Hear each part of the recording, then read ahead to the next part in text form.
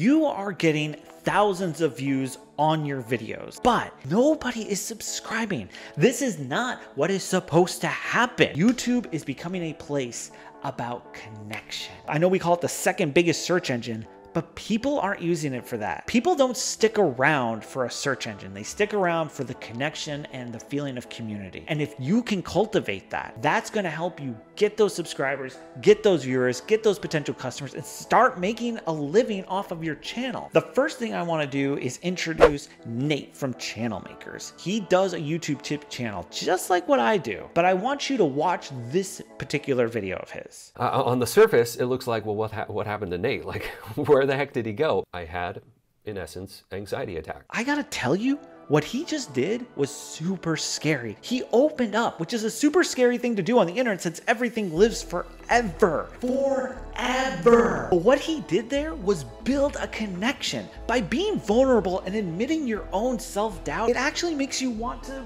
root for him. It makes you like him. It makes him an actual human being. Don't be afraid to be personal in your own video. What does this look like? It could be you making a joke, you including any time you have, it could be you actually including a mess up in your video or something you got wrong. And then of course you rectify and correct it because, well, you know, that's kind of the right thing to do. So instead of writing a word for word script and then talking into the mic just like this, maybe you should just kind of make a few bullet points and fill in the blanks. The point is, like Nate, this will show that you are a person, that you're not just a robot who is just talking to an algorithm somewhere in there. What was that you just said? You don't have a good personality? I call bullshit. You have a great personality. And how do I know that? You have friends, you have family members who love you, you have coworkers who enjoy being around you. I want you to think of YouTube as a big party, the biggest party on the planet. And that's the connection you have to make. I want to bring in the other channel I mentioned, Ginny D, and take a look at this clip of what she does. Take a guess. What do you think she's doing really great at? If you haven't seen part 1, they don't really need to be watched in order, but I would suggest that you eventually check out both. And I think it's inevitable that you'll make some mistakes while trying to get everything together. So I hope that you don't see the things on this list. That's a good guess. I can't tell if you got it wrong because I'm recording this. I'm assuming your guess was really good. She uses the word Y-O-U when addressing her audience. She is talking to a person. She's treating you like you're an actual human being. And here's the thing, they're not like me, like I am right now. They're way more relaxed and way more positive. But the thing is, you still need to be a little bit more energized to have it pick up and translate through on the lens of your camera. Project more, move around more, smile a little bit more. Let's put a smile on that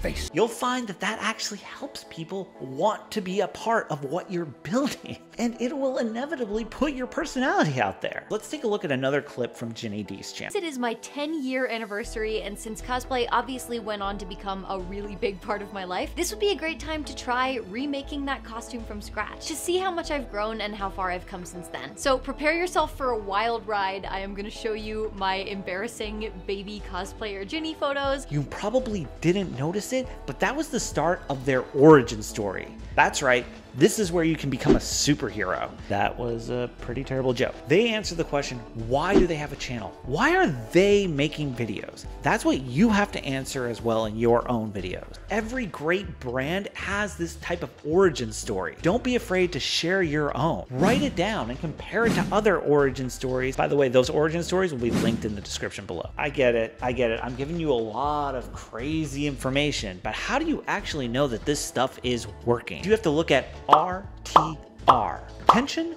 traffic, returning viewers. Retention is how long somebody is watching your video. Traffic is really important because if people are coming from their homepage and from suggested, that means YouTube is watching your content and thinking, this is the type of viewer it needs to be put in front of. You want to know how you can actually implement this. All right. I'm not just giving you the information, just some broad overview. I want to give you actual actionable items for your next 5 videos. I want you to start addressing your audience as you. Do not say, hey guys, or hey everybody, or whatever nickname you've come up with your audience.